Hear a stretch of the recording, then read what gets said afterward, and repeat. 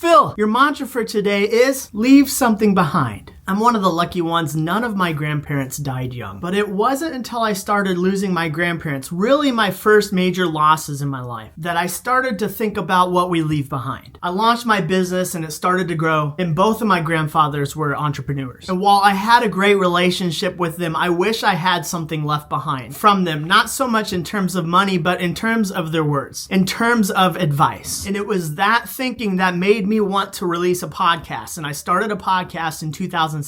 And I'm not here to promote that. Whoa.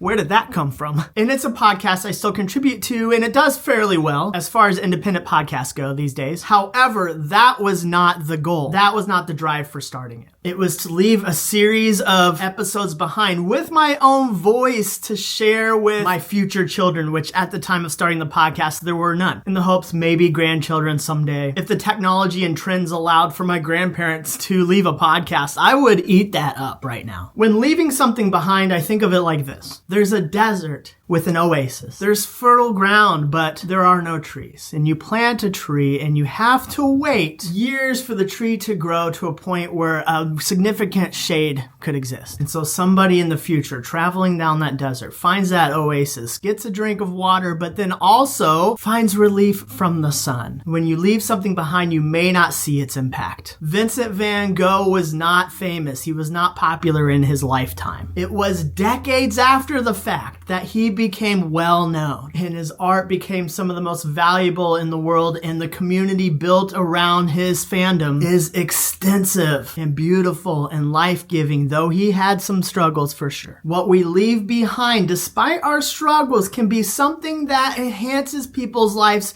for generations to come. You may think it's small like a seed, and you may not see it even in your lifetime, and that's what makes it hard, because we want immediate results right away. We want to see the fruit. We want to feel good about what we did. And guess what? That's not what leaving something behind does. That's not what legacy is about. Legacy is long-term, even beyond your living years. There's a well-known Chinese proverb that goes like this. The best time to plant a tree was 20 years ago. The second best time is now. Don't wait on building something to leave behind. Even if you have to start small, start now, because who knows, it may even become a tree that someone one day can find relief under. Friends, every small step forward is still a step forward. You got this. I'll talk to you later. Bye.